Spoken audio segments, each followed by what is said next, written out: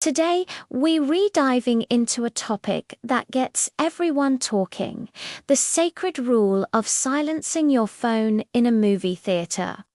We all know the feeling, right? You're completely lost in the world on screen. The tension is building. And then, ding, a notification sound rips you right out of the moment. But have you ever wondered how this simple act of courtesy became such a big deal? Let's take a trip back in time. Believe it or not, the problem of audience interruptions is as old as theater itself. Long before smartphones, people would chat, eat loudly, or even bring noisy pets to live performances. Theatres in Shakespeare's time, for example, were rowdy places. The idea of a quiet, respectful audience was a luxury, not the norm. It wasn't until the late 19th century, with the rise of more sophisticated stage productions and dedicated concert halls, that a new etiquette began to form. People started to see the theater as a place for serious artistic appreciation, and that meant being quiet and focused. Then came the movies.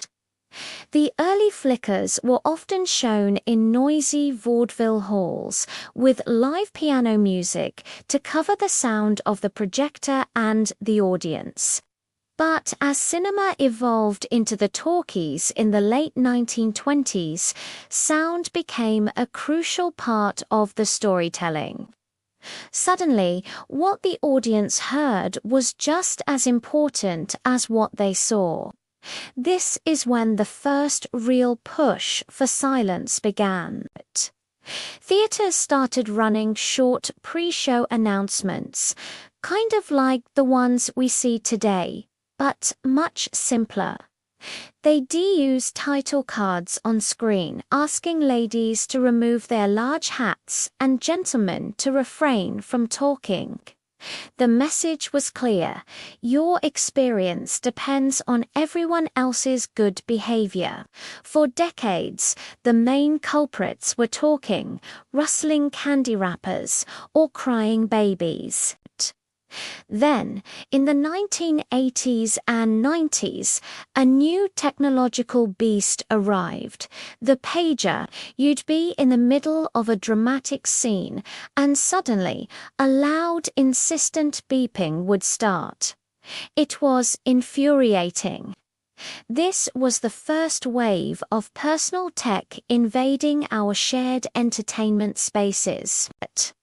Theaters responded with more direct pre-show warnings, specifically targeting pagers, and the iconic "Please silence your pagers" message was born.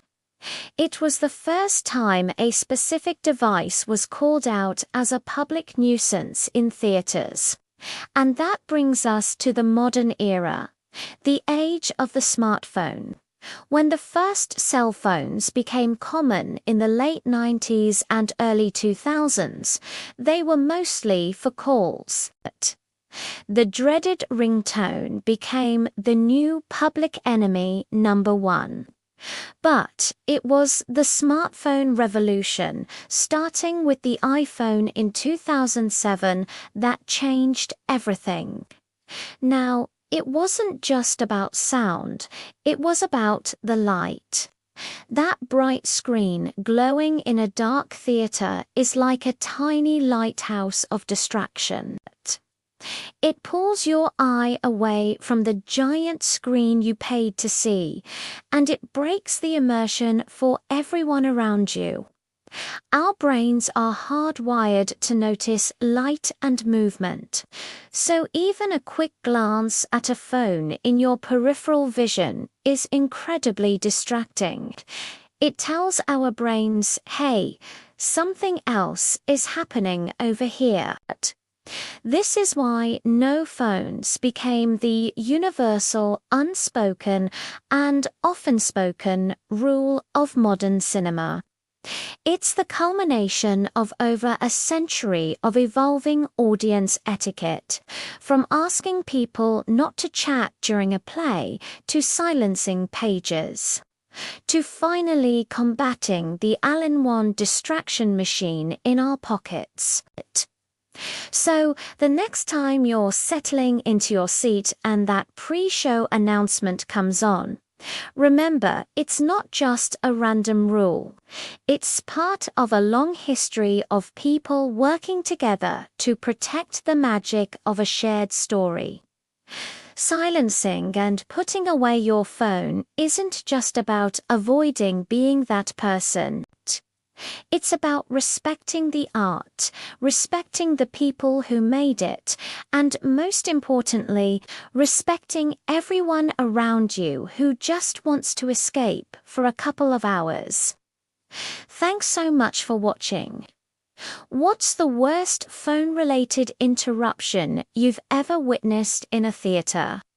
Let me know in the comments below.